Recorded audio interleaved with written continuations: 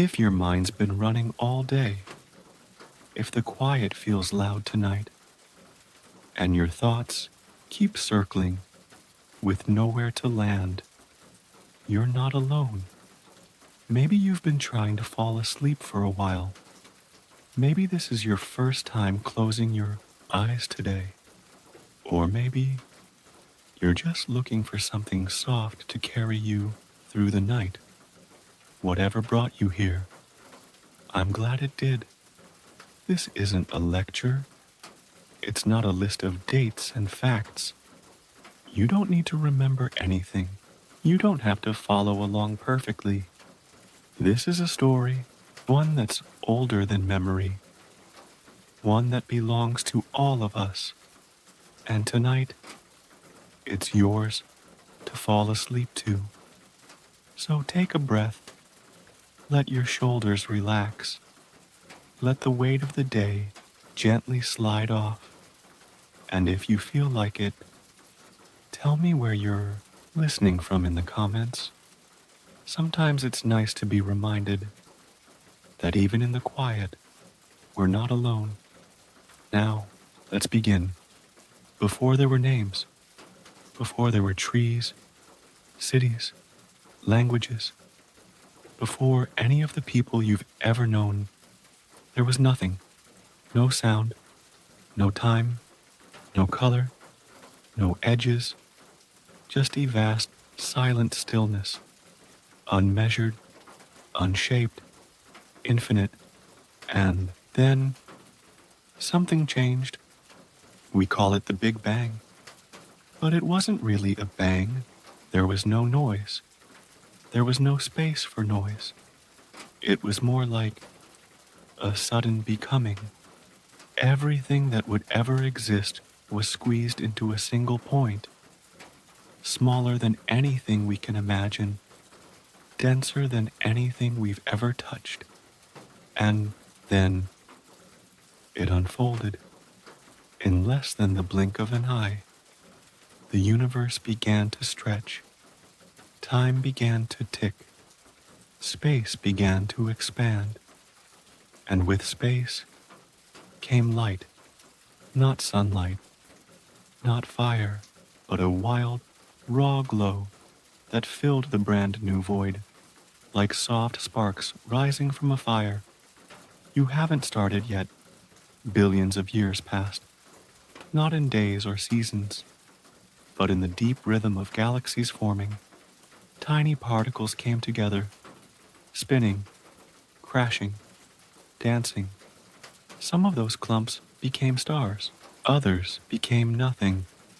Some stars lived short, brilliant lives, burning hot and fast, only to collapse and scatter themselves back into space.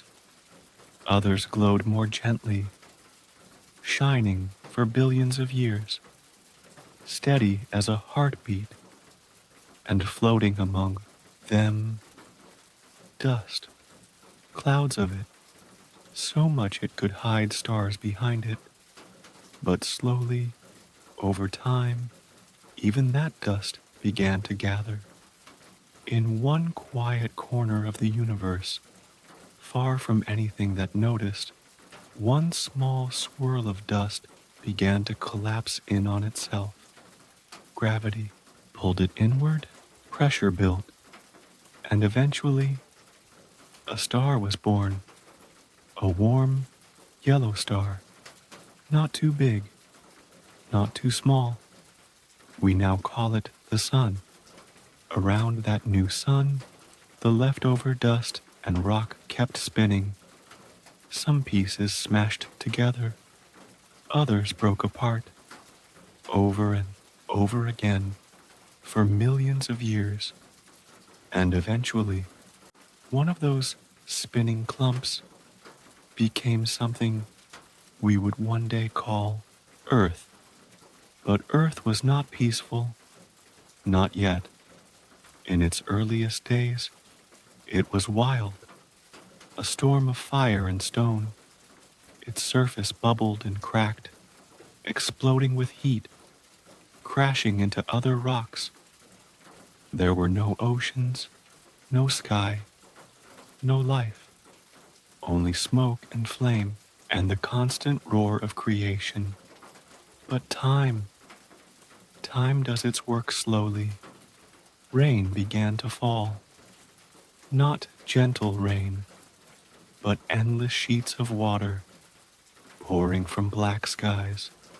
It rained for centuries, thousands of years, until the molten earth began to cool. Steam rose, clouds cleared, and oceans began to take shape. At first, they were shallow and scattered. Then they deepened, spreading like soft fabric over the planet's face. Continents, still hidden beneath the waves, waited to rise, and under the water's surface, something delicate began. No one knows exactly how, but within those warm, mineral-rich seas, tiny pieces of matter came together, simple, silent, alive. The first life did not swim, did not breathe, did not know what it was. It simply was. Single-celled organisms, so small they couldn't be seen, but they divided, they multiplied, they endured. From those invisible beginnings came everything else. The forests, the fish, the birds and mountains, the poems and buildings. All of it, traces back to a quiet ripple beneath an ancient sea. It's strange to think, isn't it, that something so complex could come from something so small. But that's how life works.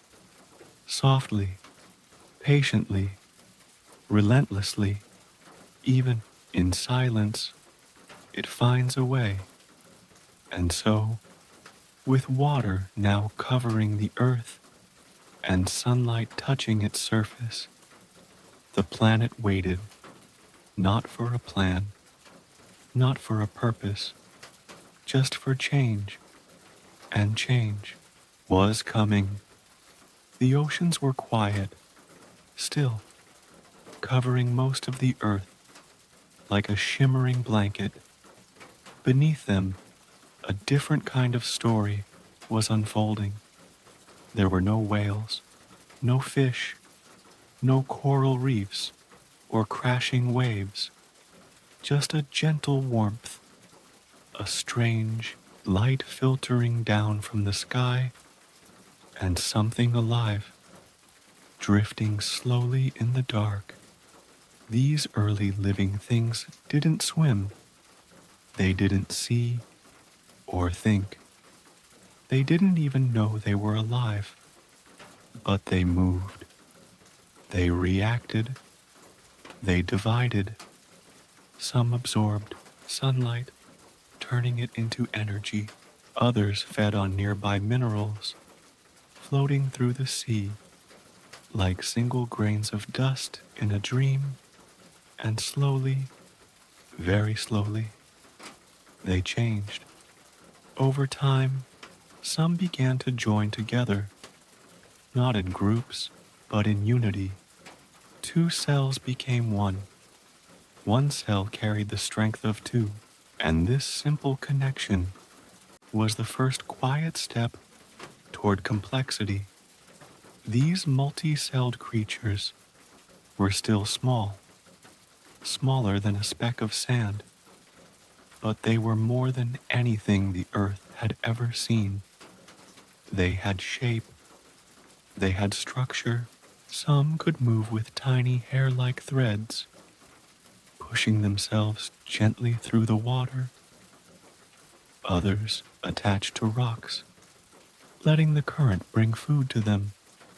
Life was no longer just surviving, it was adapting, testing new forms, new strategies, and over millions of years, these experiments in life began to take on patterns. Some cells specialized. Some became parts of larger bodies. They built skeletons, shells, fins. They became the first animals.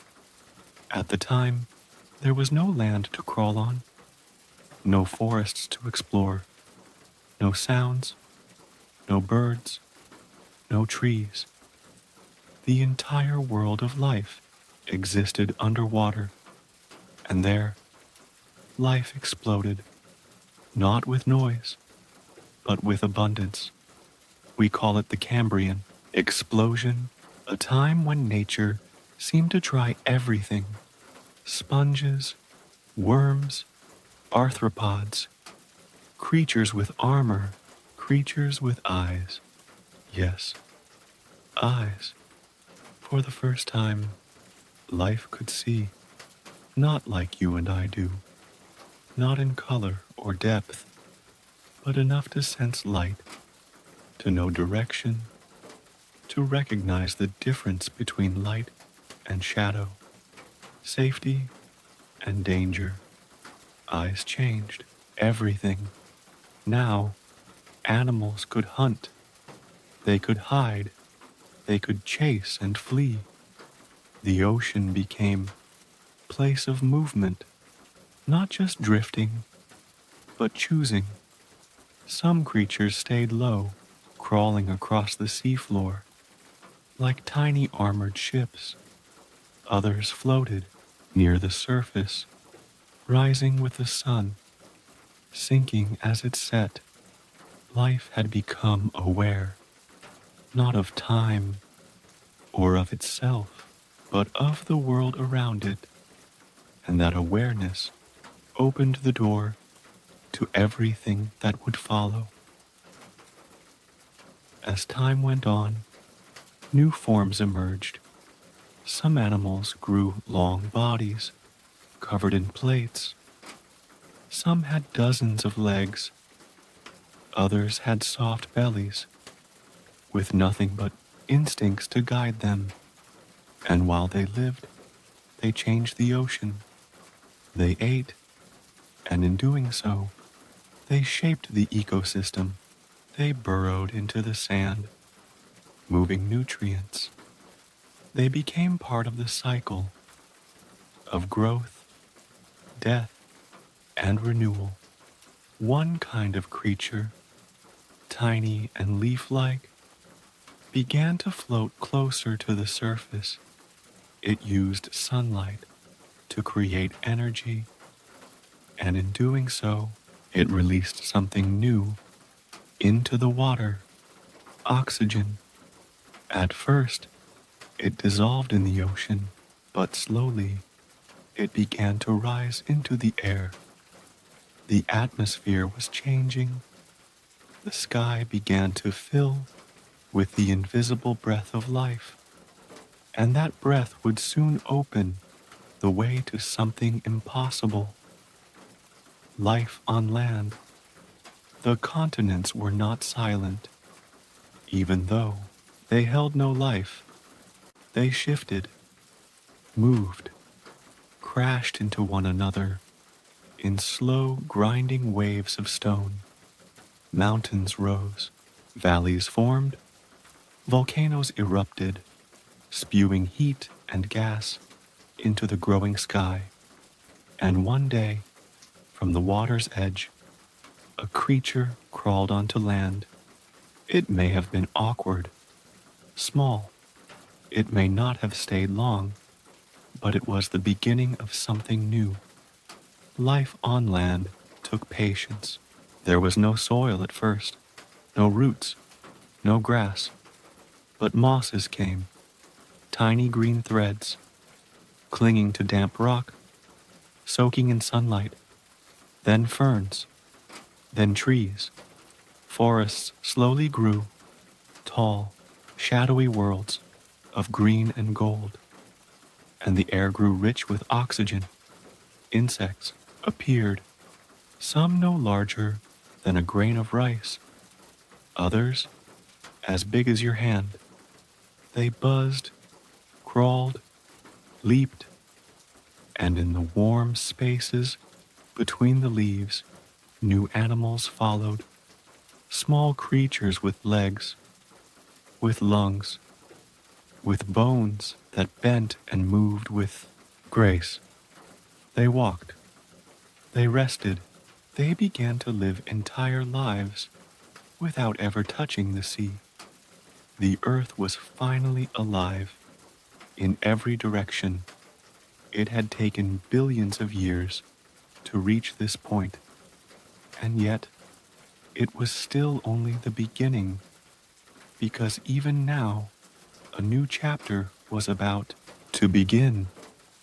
A chapter of giants, of thunderous footsteps, of long necks and sharp teeth, and eyes that watched the world from towering heights. The age of dinosaurs was drawing near, but for now, the earth exhaled, its skies blue, its forests green, its oceans still deep and mysterious. Life had awakened, and it would not sleep again. The forests were thick, heavy with ferns and moss. Branches reached toward the light, stretching across the sky like green arms in slow motion.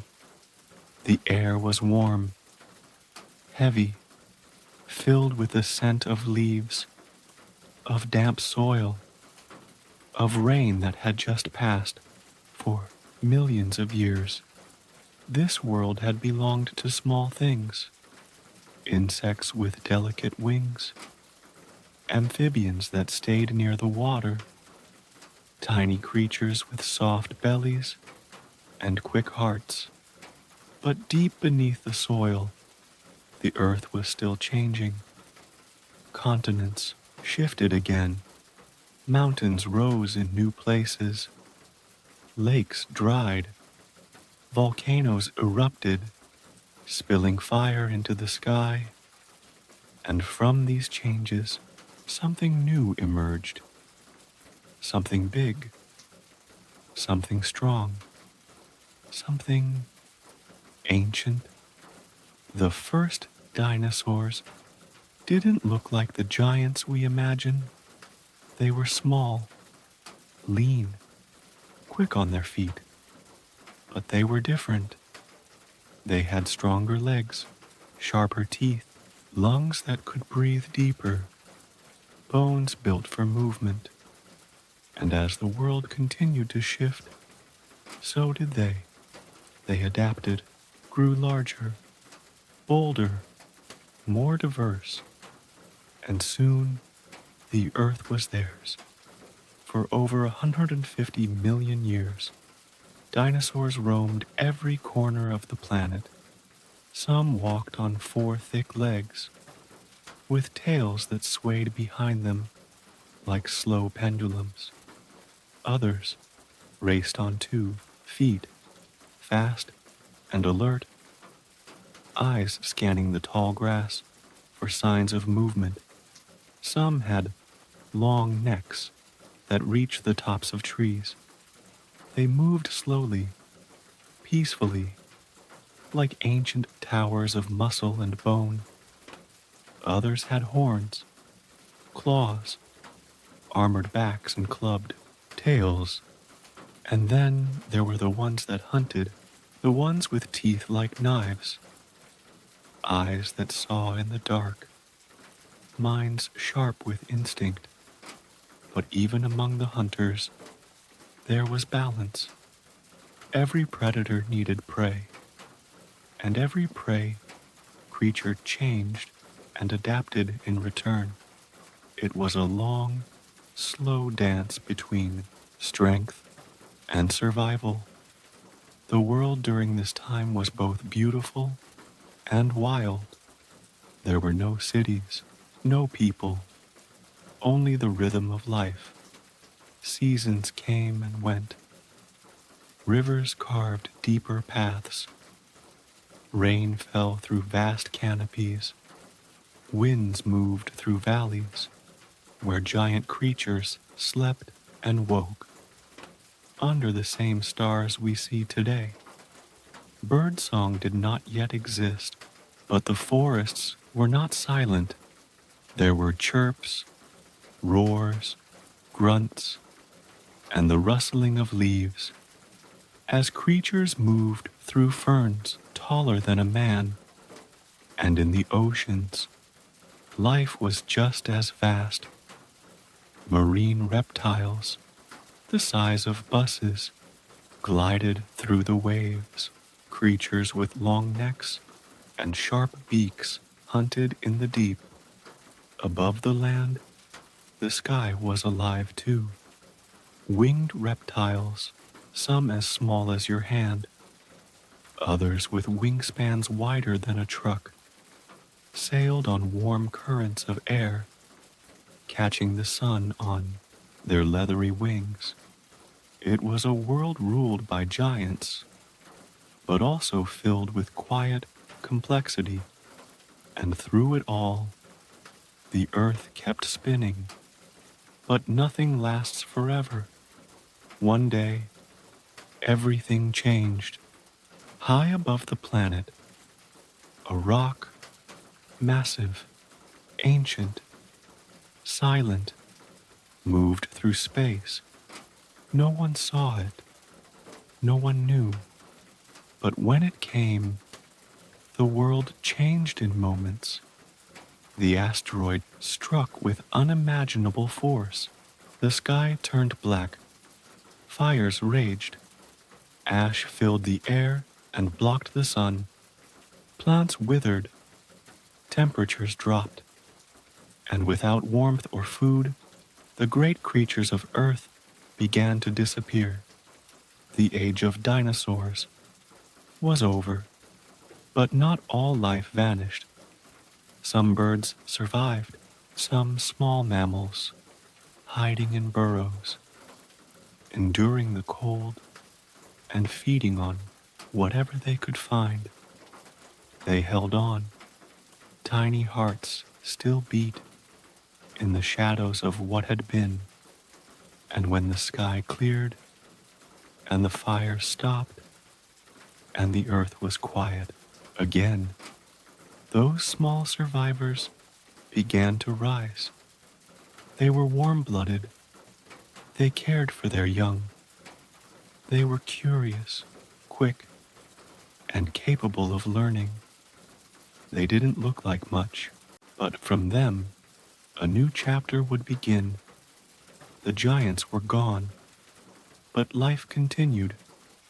The earth had changed again, and in its silence, the seeds of something new were beginning to grow. Something that would one day walk upright, speak, remember, dream.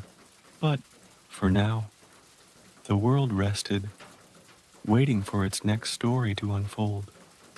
The giants were gone, but the earth was not empty, not silent, not finished. It was softer now, quieter, but alive. Forests regrew. Rivers found new paths. The skies cleared, and in the shadows of what came before, small creatures stirred. They were not grand, not fierce, not famous, just small mammals, moving through the trees and under the roots. They nursed their young. They lived in groups. They hid when danger passed. They slept in burrows and warmed one another in the cold. They were survivors, but more than that, they were builders. Not of tools, not yet, but of instincts, of social bonds, of memory. As time passed, and time always passes, these mammals changed. Some grew larger, some stayed small, some climbed trees with ease, some learned to run on open ground. And then, one line of creatures began to do something remarkable.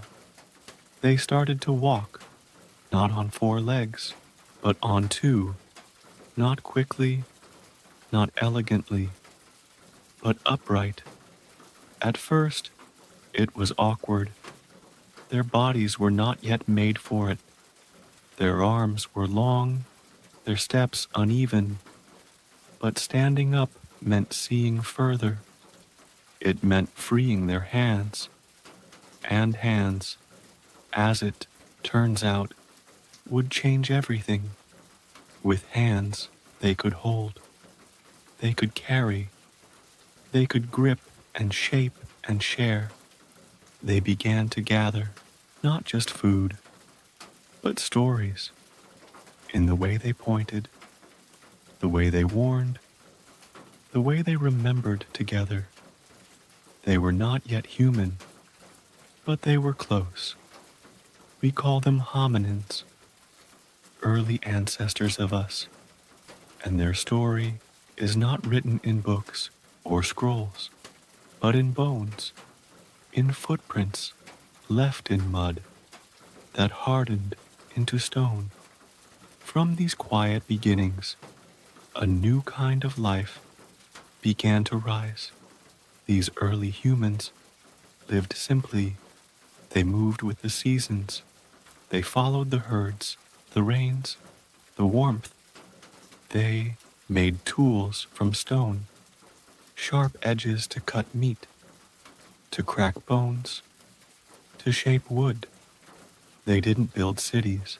They didn't have maps, but they had memory. They remembered where the good water was, where the roots grew thick, where the trees bore fruit, and they passed that memory on, not through words, not yet, but through gesture, through presence, through time shared. Then came fire.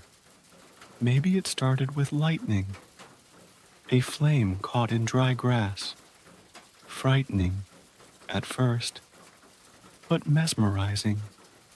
They watched it dance. They felt its warmth, and eventually, they learned to keep it. They carried coals and bark. They fed it twigs and leaves. They learned how to make sparks, and suddenly, they had something no creature had ever truly mastered.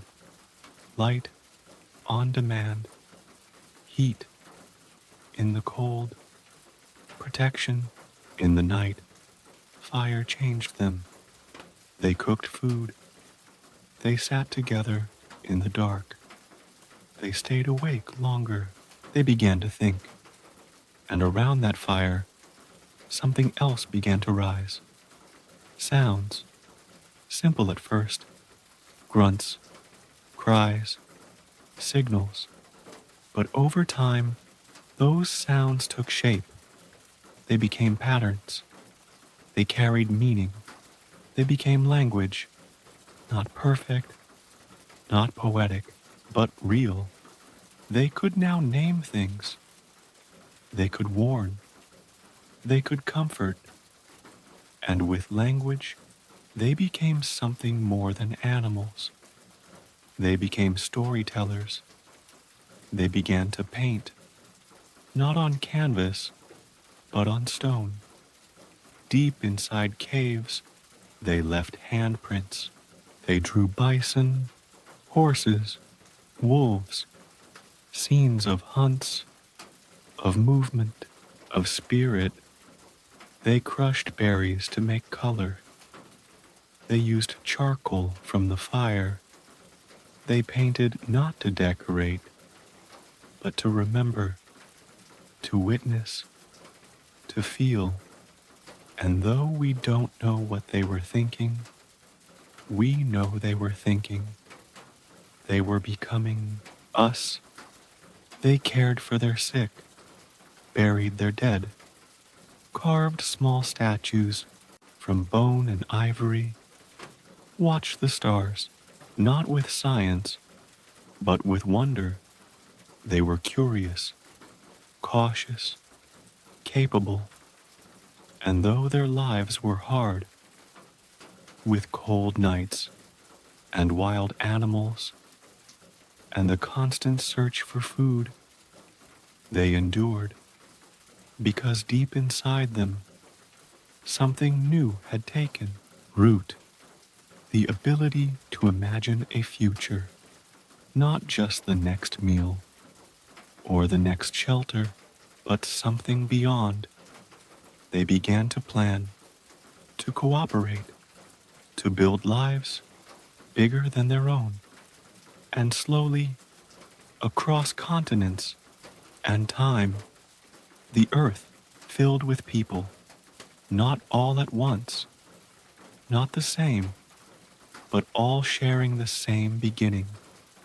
They made tools, clothes, shelters, languages. They crossed rivers, climbed mountains, followed stars, and wherever they went, they carried the fire, the memory, the voice. They were no longer just a species. They were a story. The story of humanity had begun. The world had changed again. The wildness of the ancient past had softened. The forests were quieter, the skies clearer. The great beasts of earlier times had mostly faded away, and something new was emerging. People were staying. For the first time in history, some humans chose not to wander. They stopped chasing the herds. They stopped moving with the seasons. They found places where the rivers were kind, where the soil was rich, where the days were warm and the nights not too cold. And in those places, they stayed. They planted seeds.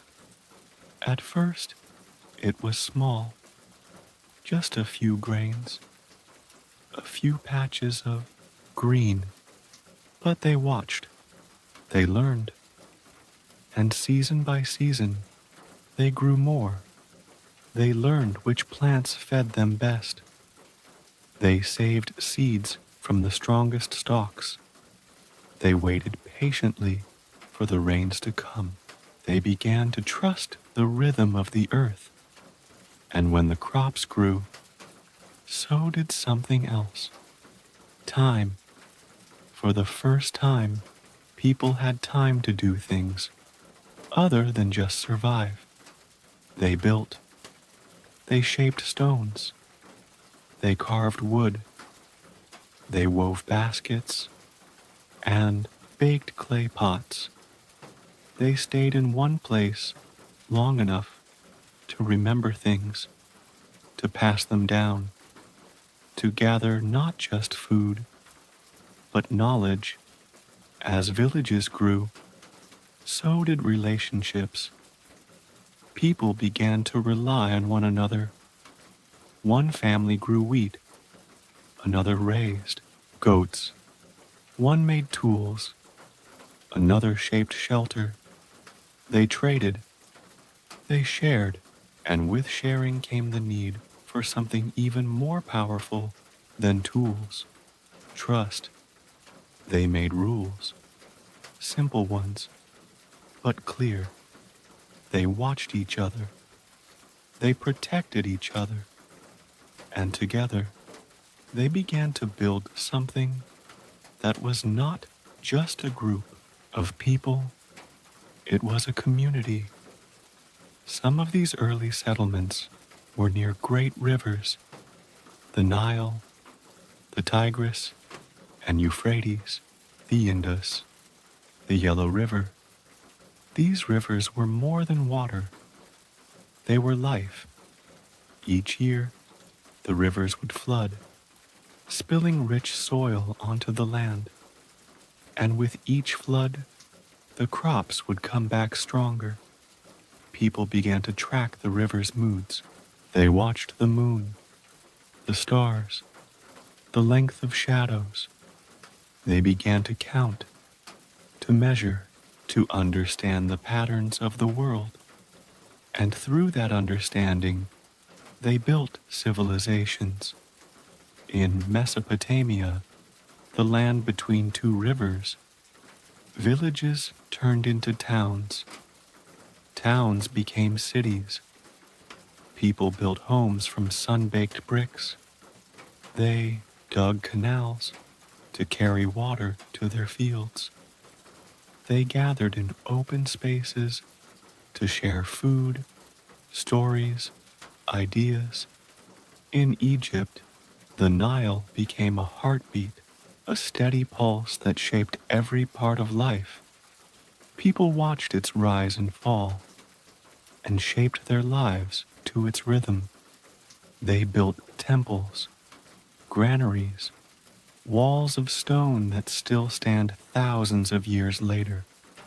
And in both places, something incredible happened. They began to write. At first, it was simple. Marks in clay, symbols scratched onto stone. But those marks meant something. A measure of grain, the name of a trader, a record of the stars. Writing turned memory into something that could live forever. And with writing, the past could be shared. Not just in a stories told around a fire, but in symbols that stayed, even after the storyteller was gone. People could learn from people they never met. Ideas could travel, grow, change. And so, civilization began to stretch across the land. It didn't happen all at once. And it didn't happen everywhere the same way.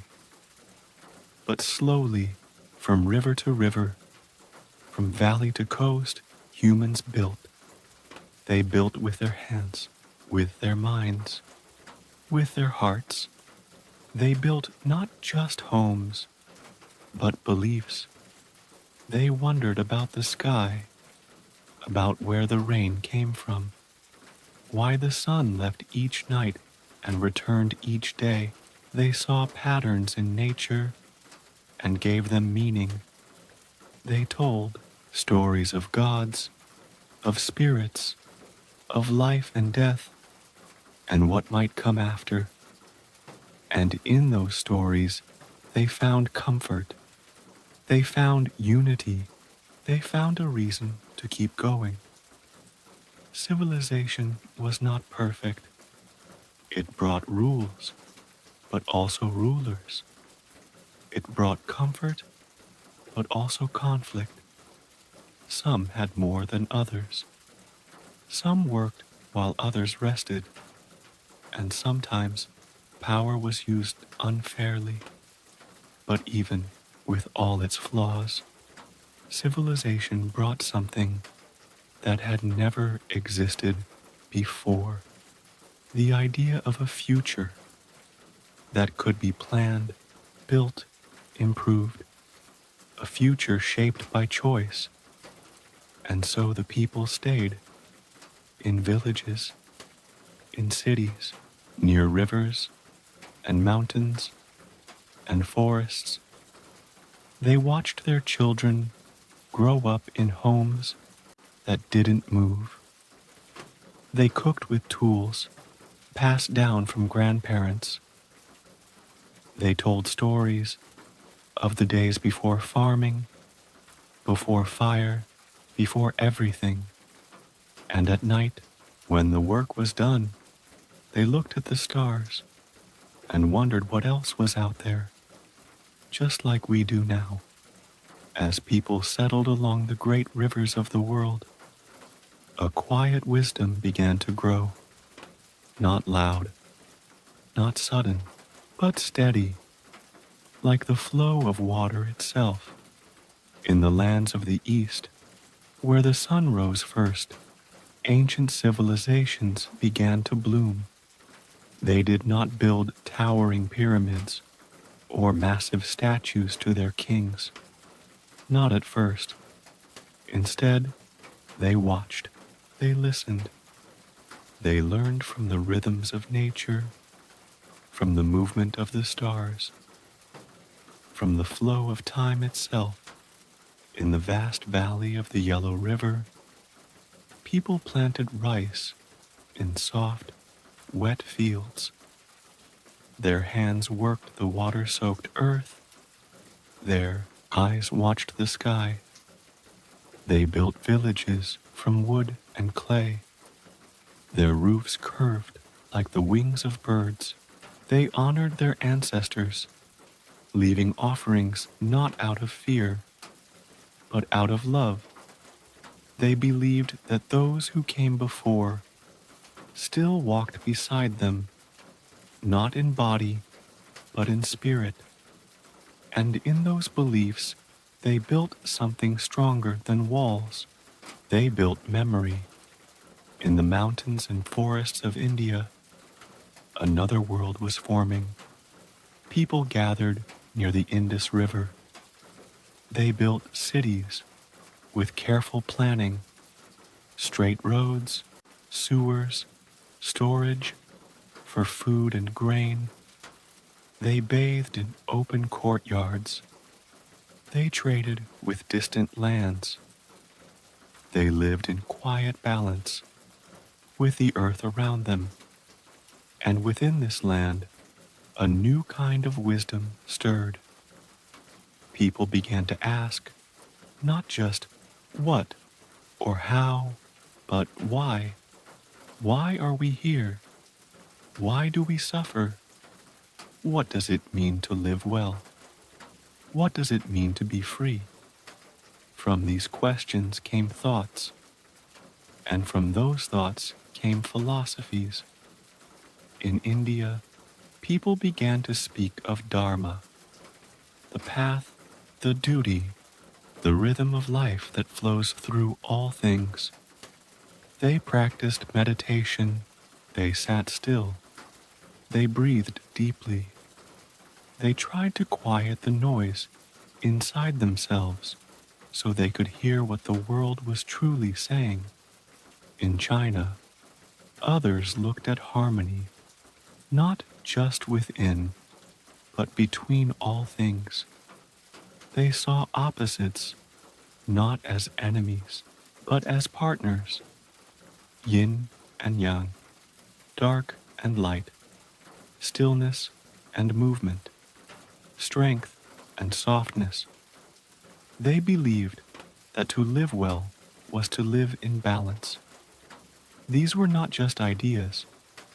They became ways of life.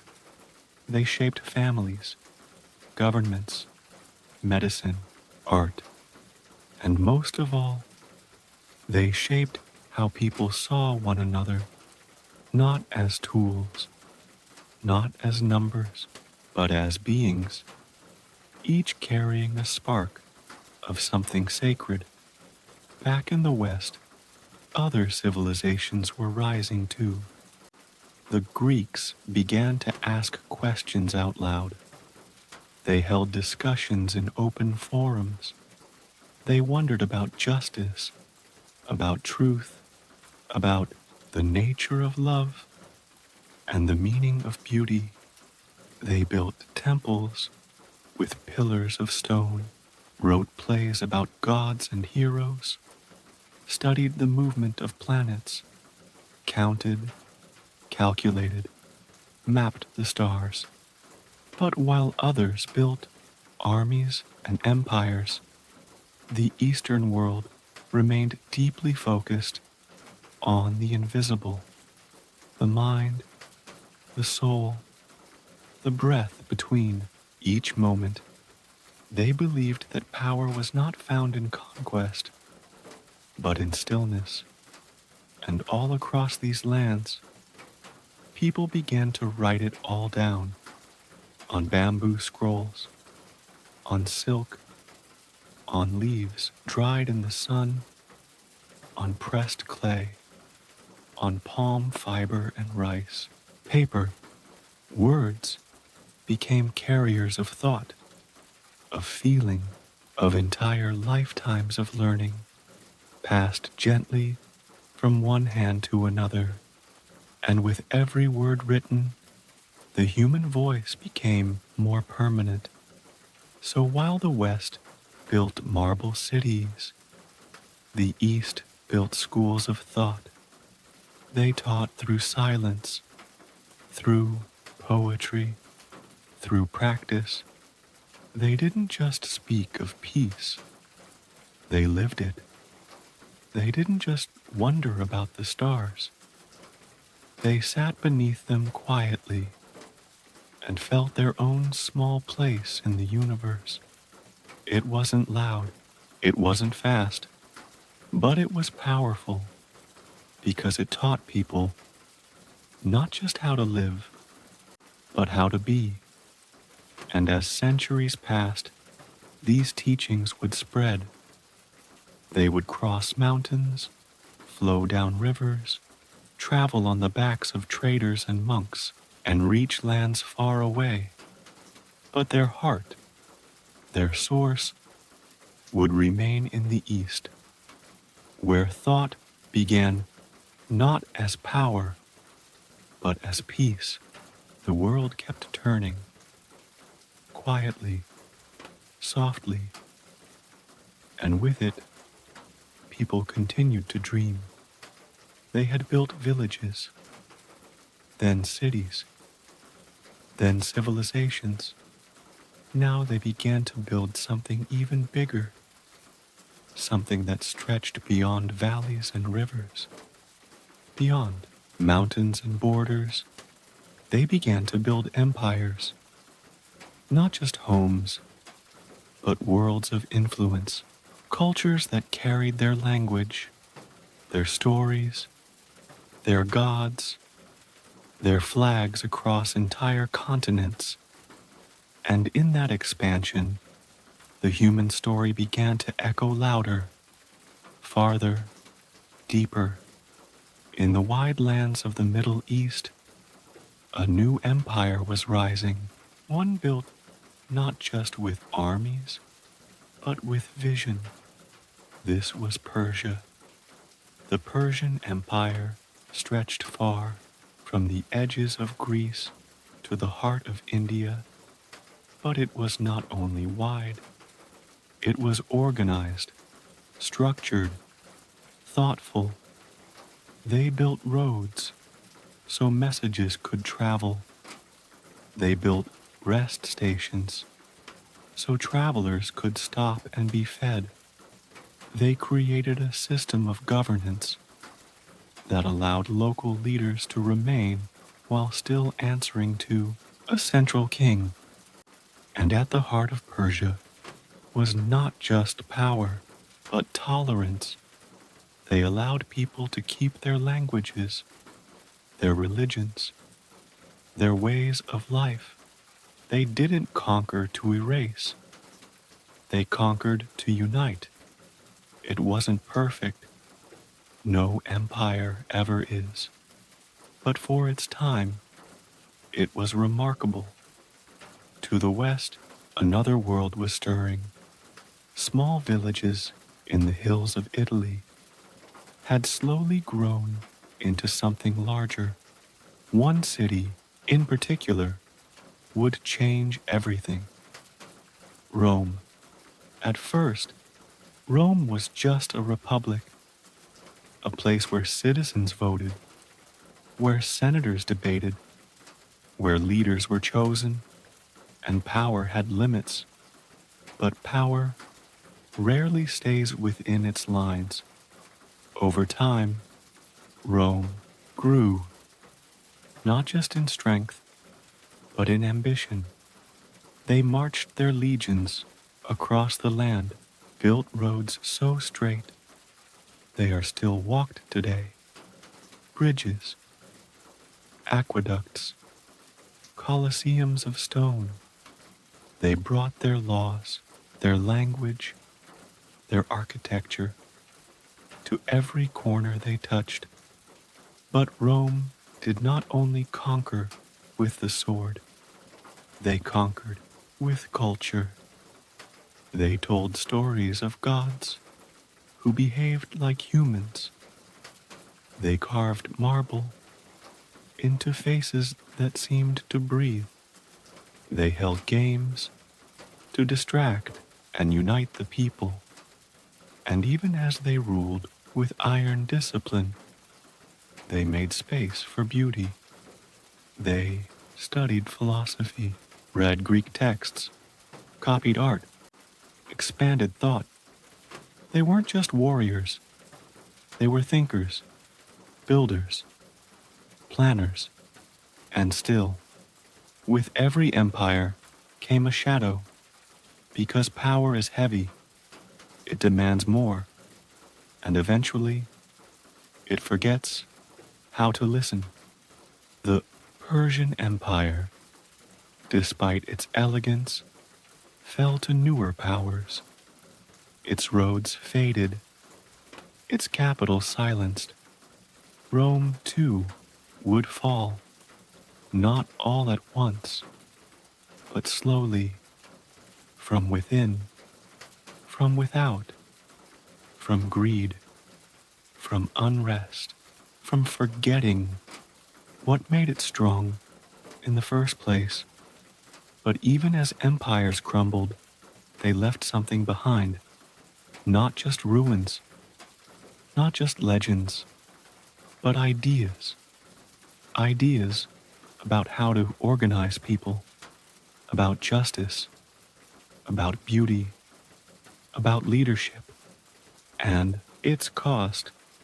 And those ideas would be picked up by the hands of future civilizations. Because while buildings fall, ideas can float. They drift through time, from one mind to another, from scroll to voice, from monument to memory.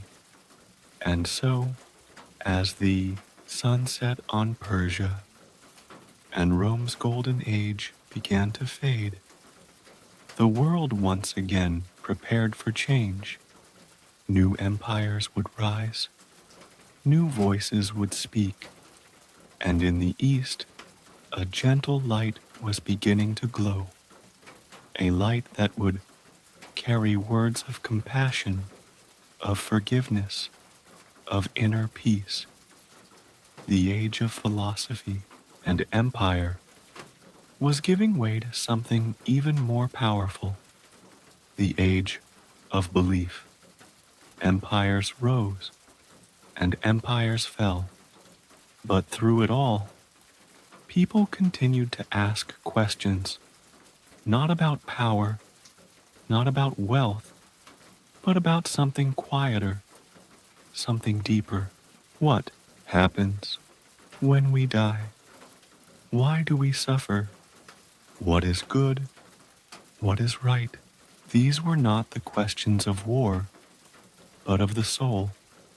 And from these questions, a new chapter in human history began to unfold, not written in stone or on the battlefield, but written in hearts. The rise of belief.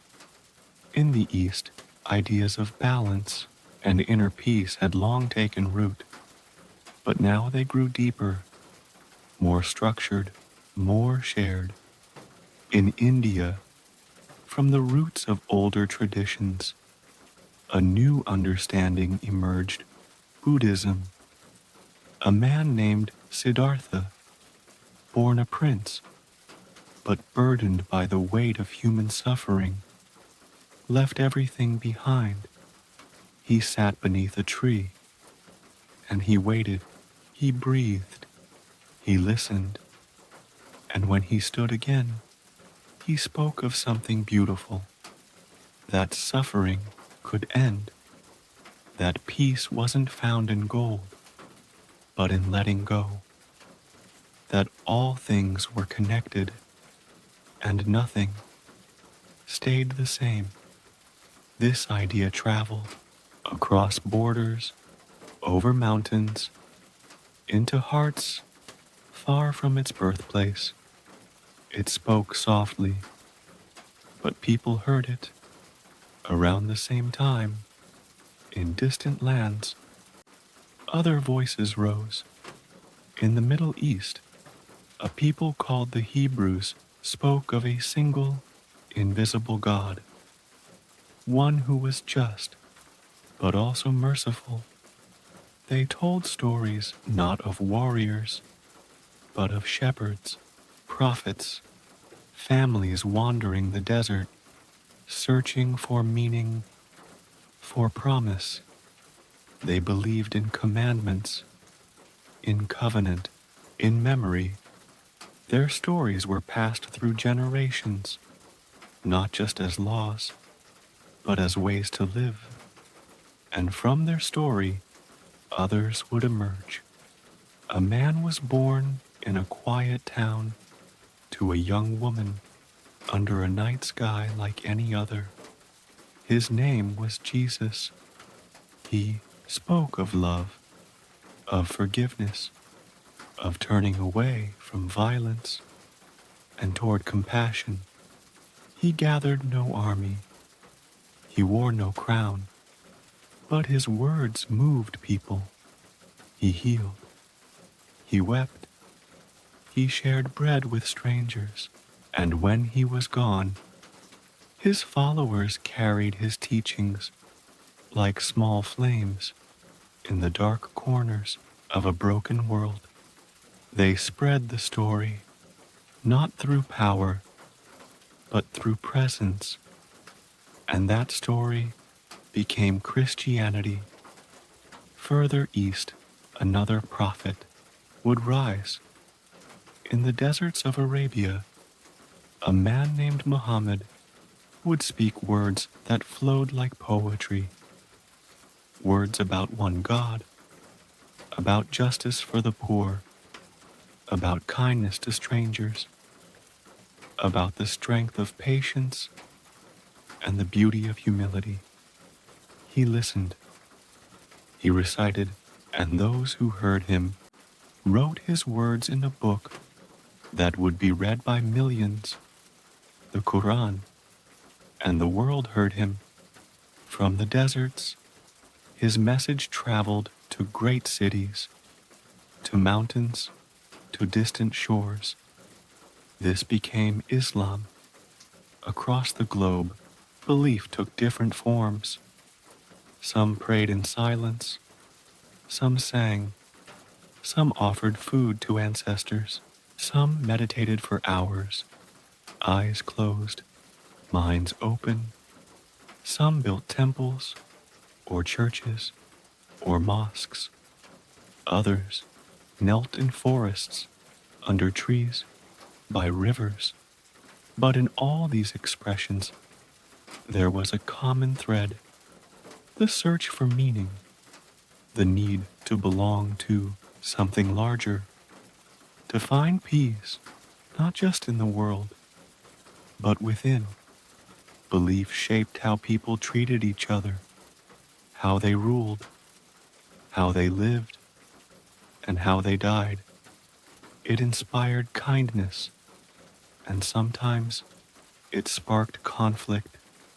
It brought people together in prayer, and sometimes it drew lines between them. But even in its complexity, faith gave people hope. Hope that pain was not the end, that there was purpose in the waiting, that even in silence, they were not alone.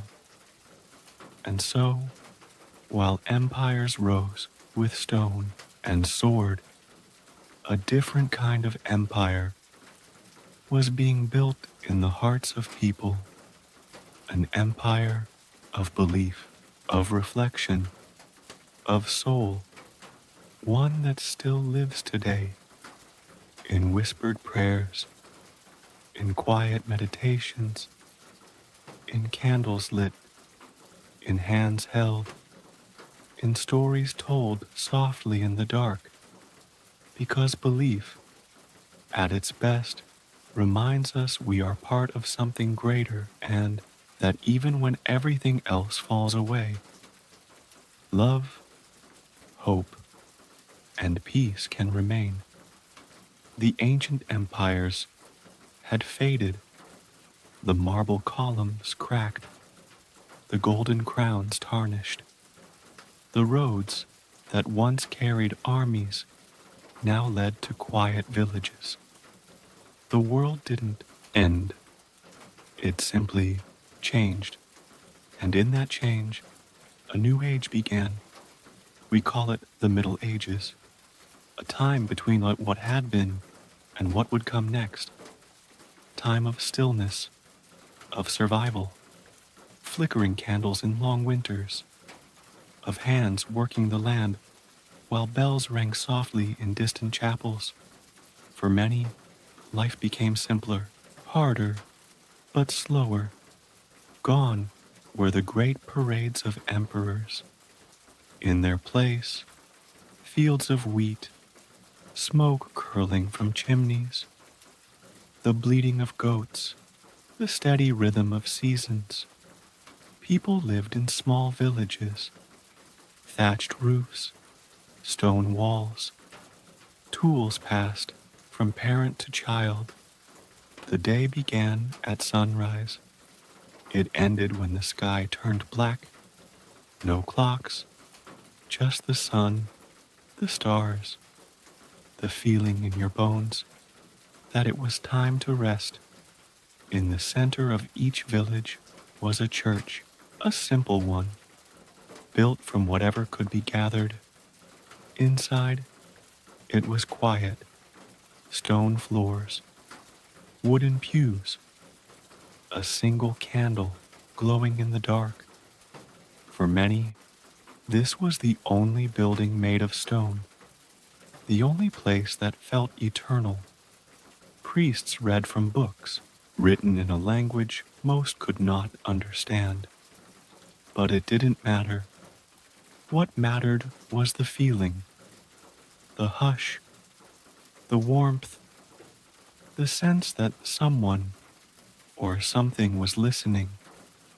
And above those villages, on distant hills, castles rose, not like the ones in fairy tales.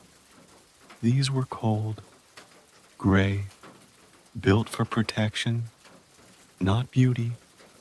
Lords lived there, sometimes kind, sometimes cruel. They ruled the land around them, collected grain, sent out soldiers when trouble stirred.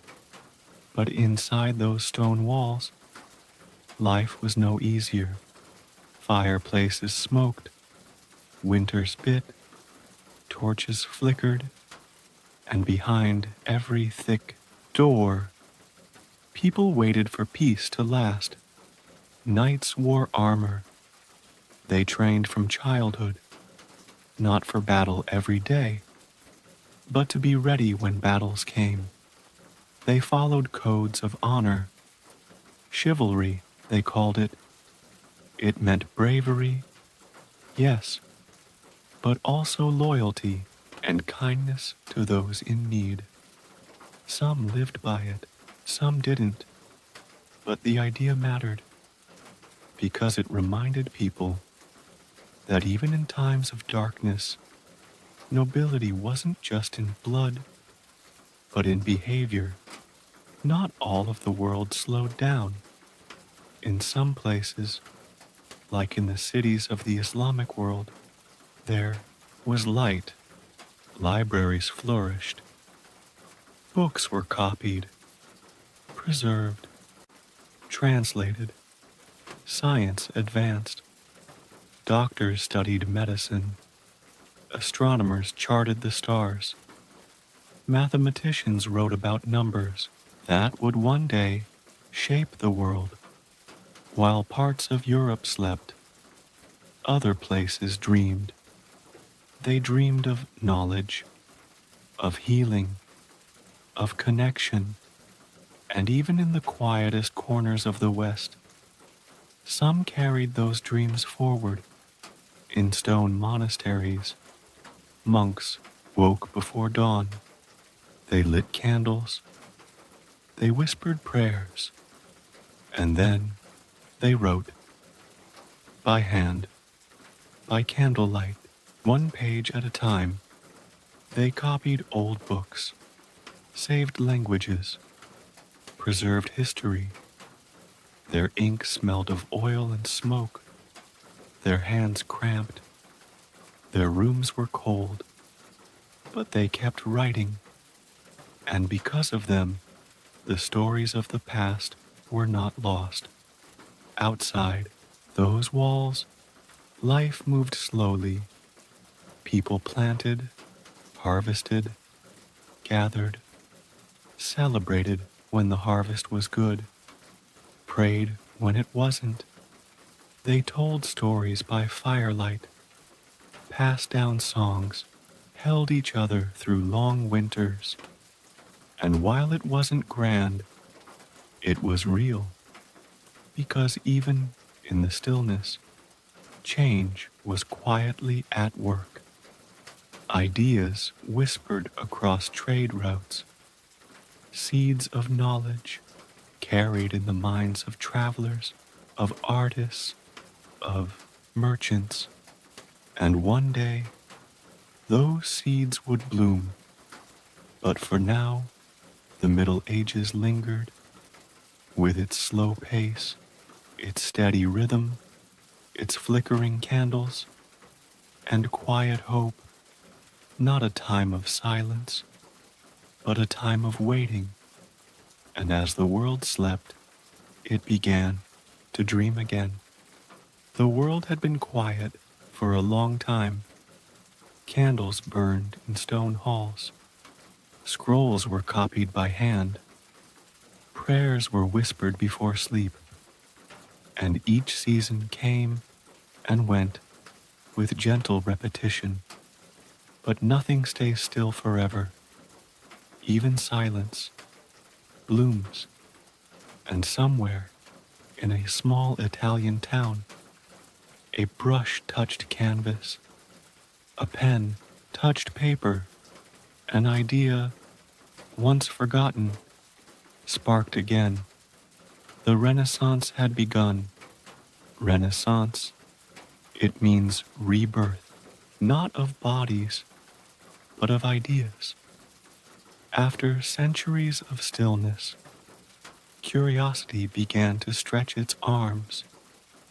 People started asking again, what is possible?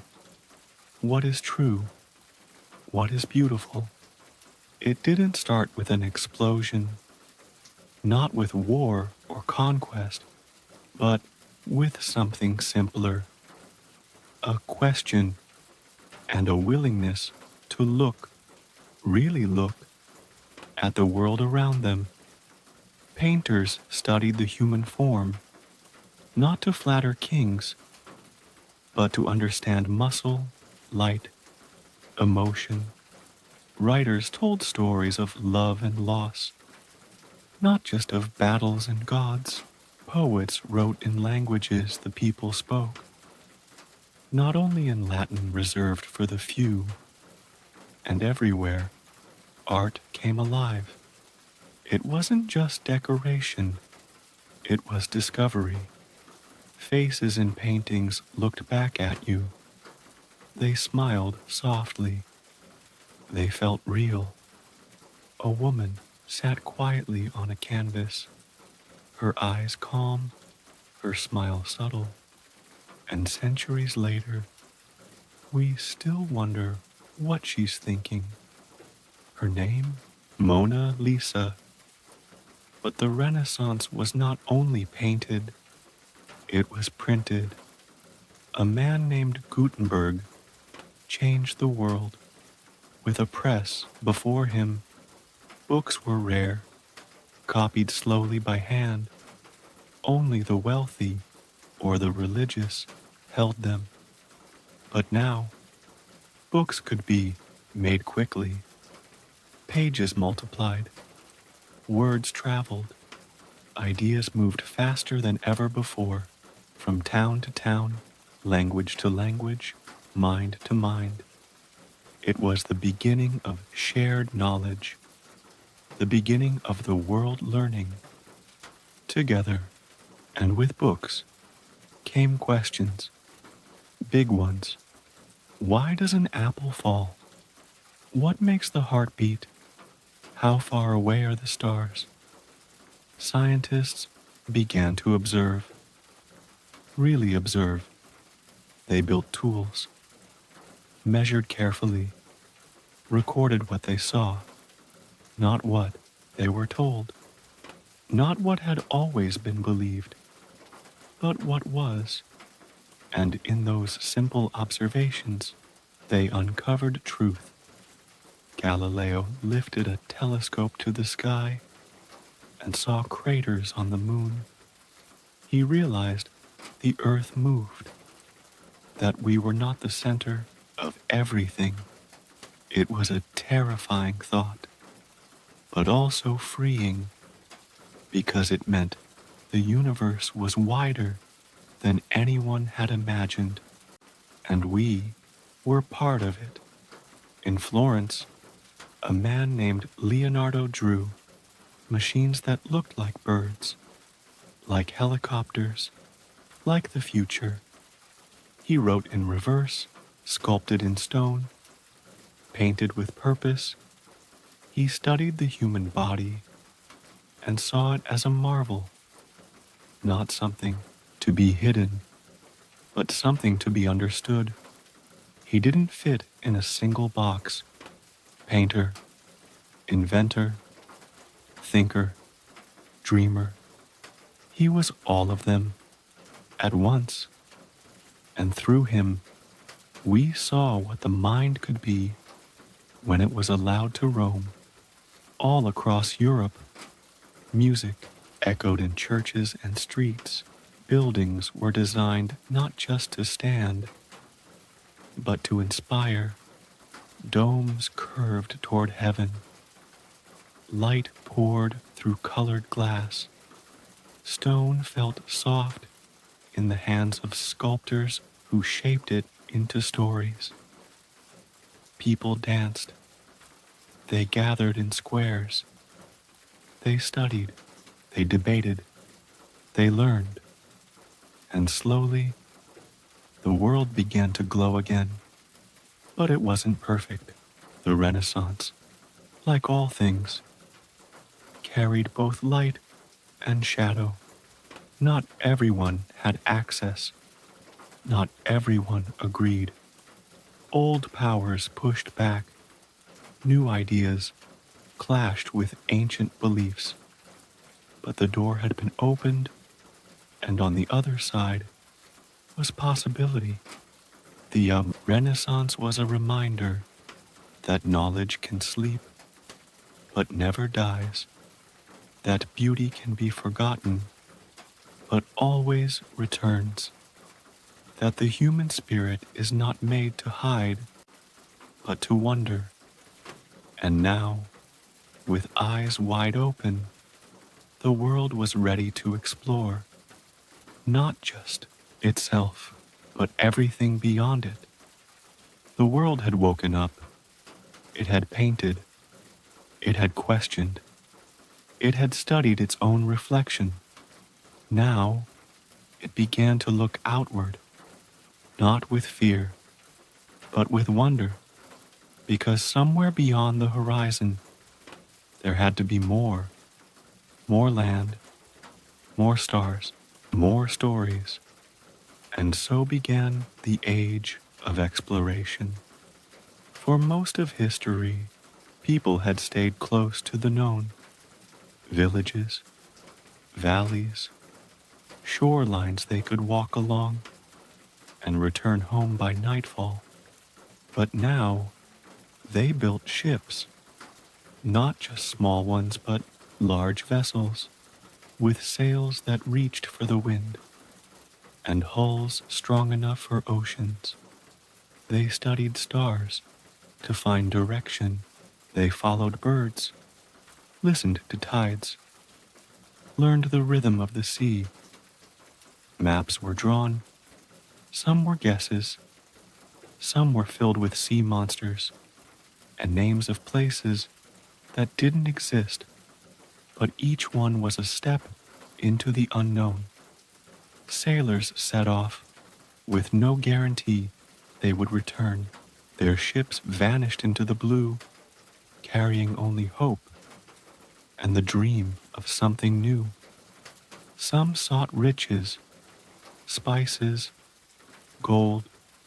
Others sought knowledge, trade, fame.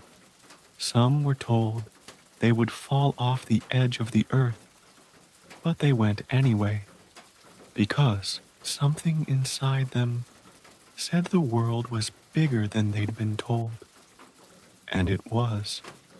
They reached new lands, lands already full of life, of people, of languages and customs, and histories thousands of years old. To some, these were discoveries, but to those who lived there, it was not discovery, it was intrusion. And so, the age of exploration brought both light and shadow. New connections were made, cultures met for the first time, foods were exchanged, tomatoes crossed oceans, potatoes reached Europe, horses arrived in the Americas, ideas traveled, so did music, so did art, but so did conflict, and in that clash, many suffered. Still, the oceans connected the world in a way it had never been connected before. Sailors learned new languages, merchants traded across continents, stories were shared from one shore to another. The world felt smaller, not in size, but in reach. What once took lifetimes to pass between now traveled by boat, by letter, by word of mouth. Explorers mapped coastlines that had only lived in dreams. They returned home with shells, with feathers, with tales of strange animals and stranger stars. They named places that already had names. They claimed lands already lived in, and slowly the lines on maps changed. The edges of the unknown were pushed further and further until there were fewer and fewer blank spaces left. But even as they mapped the earth, there were still mysteries. What lay beneath the sea? What stars lived beyond the sky? What stories had not yet been heard? And so curiosity continued, because discovery is not only about land, it is about understanding.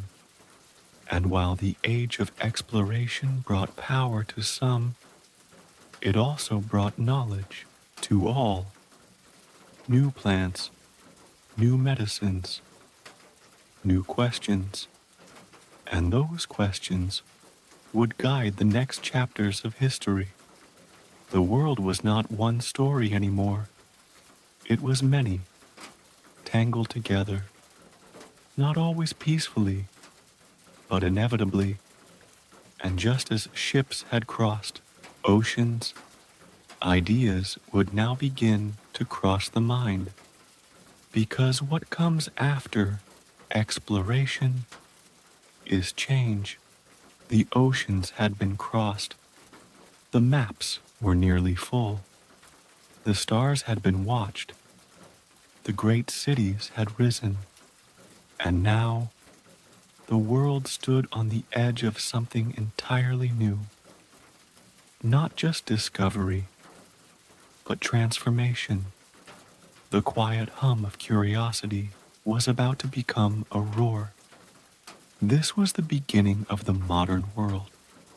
It didn't happen in a single day, not with fireworks or flags. It started in fields, workshops, small towns where people, for the first time in generations, had a little time to wonder. They looked at their tools, their carts, their plows, their spinning wheels, and thought, could these work better? And from that question, a spark was lit. The Industrial Revolution had begun, but it didn't feel like a revolution. There were no parades, no sudden changes, just machines appearing one by one. A spinning machine here, a steam engine there. At first, they were simple. Then, they became powerful. Steam could turn wheels. Wheels could run factories. Factories could build faster than hands ever could. And suddenly, the world moved. Trains crossed countries. Smoke rose from new chimneys. Coal was pulled from deep underground. Iron was shaped into rails and beams. Cities grew taller. Streets became crowded. Time became something people measured in shifts and whistles instead of the sun. People moved to where the work was. Farms emptied, factories filled. The rhythm of life changed. It beat faster, but with speed came cost. The air grew heavy with soot. Children worked long hours. Houses were built too close, too small, and though some grew wealthy, many did not. And so, people began to speak up. Workers marched. Writers wrote. Thinkers imagined a better world where everyone had enough. New movements formed. Ideas of fairness, equality, and rights. The modern world was not just about machines. It was about the people trying to live within them. Meanwhile, in homes and in labs, new inventions continued to arrive. Electricity. It lit rooms where candles once flickered. Telegraphs. They sent words across countries in moments. Photographs. They captured faces that used to fade. And soon, cars rolled down streets where only horses had walked. Airplanes rose into the sky. The earth had always been our home, but now we were beginning to leave it. And through all this motion, one thing stayed the same: the human need to understand. So scientists asked new questions. How do diseases spread? What is light? What lives inside the atom? Doctors found ways to heal. Engineers built bridges that crossed rivers once feared. And thinkers began to shape a world not based only on tradition, but on progress. Progress, however, was not perfect. The same machines that made life easier also made weapons. The same science that cured disease also split the atom. The world became louder, faster, more connected, but not always more kind. And just as new inventions soared, so too did conflict, because change is never only forward. It stirs, it stretches, it sometimes shakes what came before. But even through struggle, the world kept learning. And beneath the smoke, the wires, the steel and fire, the human spirit still reached toward better days. The modern age had begun, and with it came new challenges, new freedoms, new fears, new dreams. The earth was now mapped, lit, measured, but the heart of humanity still pulsed with something ancient: hope. The modern world had arrived, There were trains, factories, lights in every window, wires that carried voices, engines that carried people. And yet, despite all the progress, something old remained: conflict. Because even as the world connected, not everyone agreed on how it should be shared. Nations grew strong, proud, uneasy. Lines were drawn, promises made, secrets whispered, and then, in a moment that seemed small, a match was struck. One spark, and the world caught fire. It was 1914, and soon every corner of Europe was pulled into war. They called it the Great War. Later, it would be called something else, World War I, but no name could capture what it became. Millions of men, most of them barely more than boys, were sent to the front. They dug trenches, waded in mud, listened for whistles that signaled attack. It wasn't glory. It wasn't fast. It was long and cold and silent between the shelling. Poison gas drifted across fields. Planes buzzed overhead.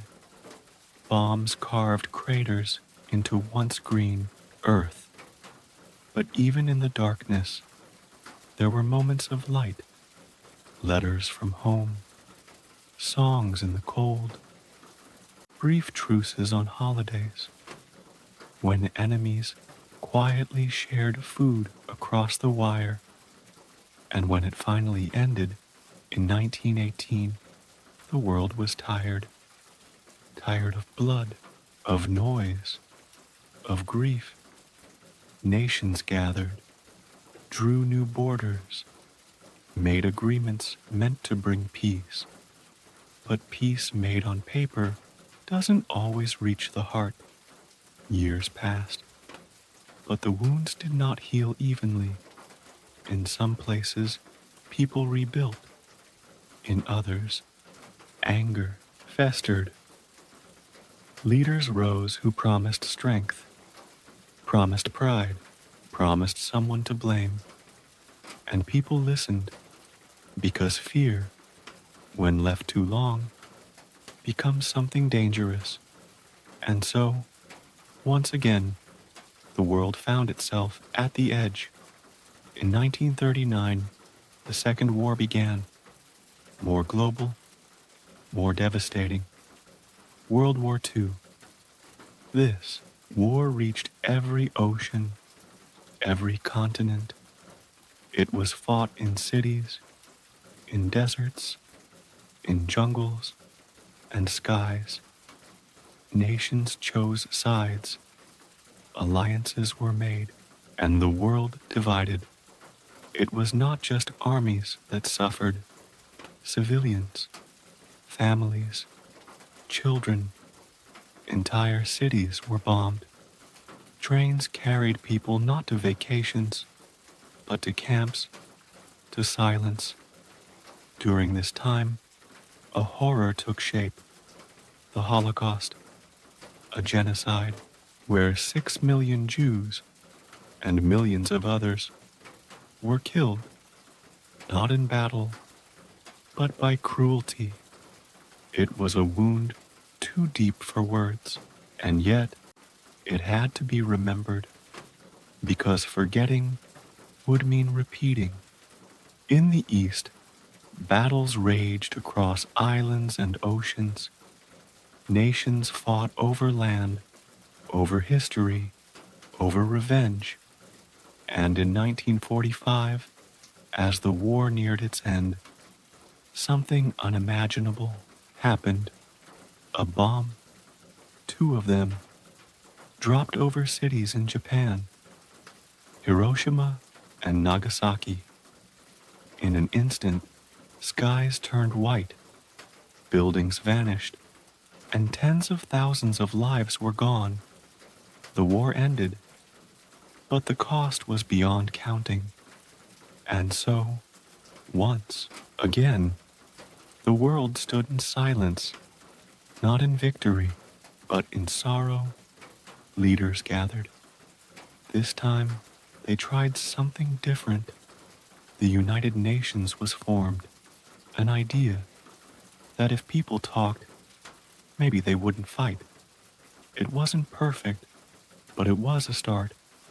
Out of the ashes came new hopes, laws to protect the innocent, rights written down, books to teach what had happened.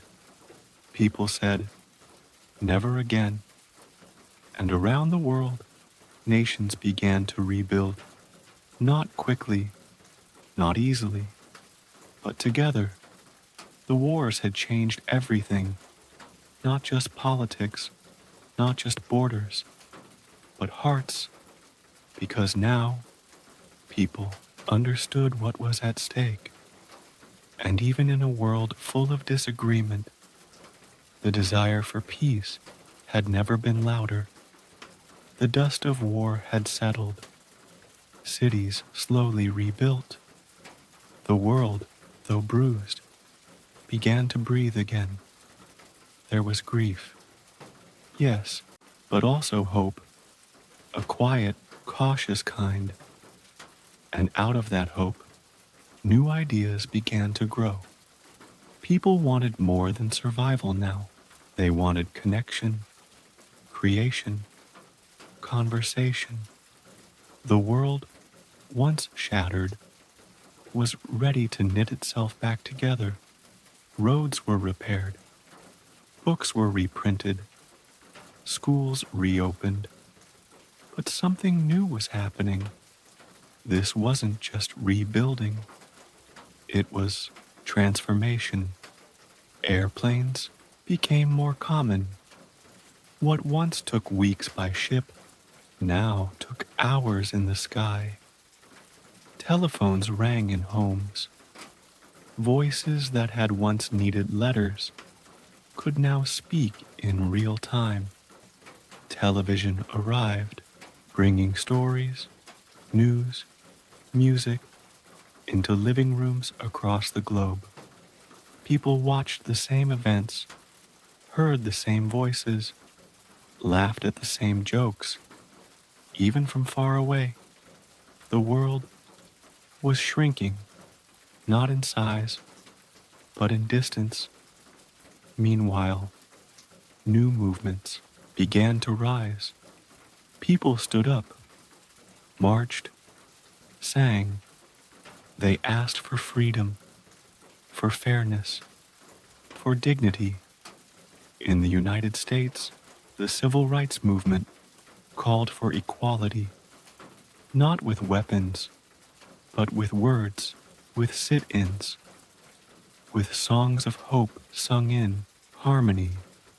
In South Africa, voices spoke out against apartheid. In India, the memory of Gandhi's peaceful resistance inspired generations. People around the world were realizing that real power could be quiet, patient, persistent. Technology grew alongside these movements. A man walked on the moon, and millions watched from Earth, holding their breath as his foot touched dust that had never known footsteps. It was proof that humanity could reach far beyond itself. But not just outward. Computers arrived, large at first, then smaller, then in homes, then in hands. A quiet revolution, a digital one. Suddenly, a message could be sent across the world in seconds, not by paper, not by voice, but by code. And with this connection, culture began to blend. Music from one country was played in another. Fashion moved across oceans. Ideas were shared, copied, adapted, languages mixed. Films were translated, dances went viral before the word viral meant what it does today. It wasn't always smooth, it wasn't always equal, but it was happening. The hip-hop world was becoming one story, told in many voices.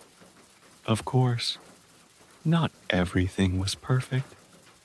With connection came confusion, overwhelm, noise. People began to move faster, think faster, work longer. The quiet of the past was replaced by notifications, schedules, screens. Some felt more connected than ever, others more alone, because even in a world where everyone could speak, sometimes it felt like no one was listening. But still, in quiet corners, people tried to slow down. They planted gardens, read books by the window, sent long letters, took walks without their phones. They remembered that even in a fast world, peace can still be slow. That connection isn't just about internet signals, but eye contact, kindness, shared silence. And so, the modern world continued. A world of skyscrapers and smartwatches, of space stations and selfies, of brilliant inventions and endless scrolling. But beneath it all, the same questions remained. Who are we? Where are we going?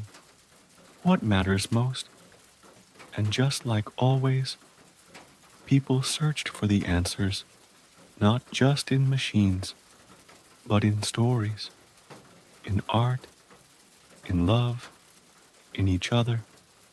And now, we arrive here, to this moment, the one you're living in right now, not the past, not yet the future, but the present. The world today is many things: fast, loud, beautiful, confusing.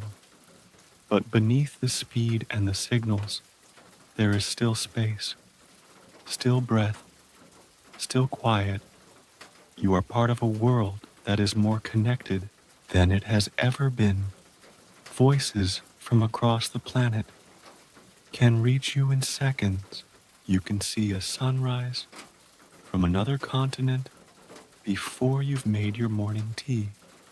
You carry knowledge in your pocket, maps, songs, libraries. You have access to more stories than any human in history. But with that much possibility comes weight, the weight of choice, of comparison, of constantly being on. Sometimes the modern world feels like too much, too fast, too noisy, too crowded with opinions and updates and pressure to keep up.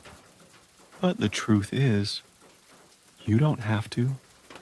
You can still pause. You can still choose. You can still sit quietly and let the world wait. You are allowed to be still, because no matter how advanced things become, how smart the devices, how instant the replies, the human heart still needs the same things: kindness, rest, belonging, time, not more time, but slower time, meaningful time. And here you are, taking that time to listen, to breathe, to remember that you're part of something so much bigger than a news feed. The earth still turns, the seasons still shift, trees still grow without checking the clock, babies are born Elders laugh, friends sit quietly together and watch the rain fall without needing to say anything at all. These moments, these small, unnoticed pauses, they are life too. Maybe even the best parts. Yes, the world is complicated. Yes, it can be overwhelming. But even now, even here, there is wonder. There is the sky above you, the breath in your chest, the people you've loved, and the ones you've yet to meet. And all of that is happening now, not in history books, not in legends, but in your own life, in this moment. So let yourself arrive fully. You don't need to scroll or check or worry. The world will still be here tomorrow, but tonight it's okay to rest.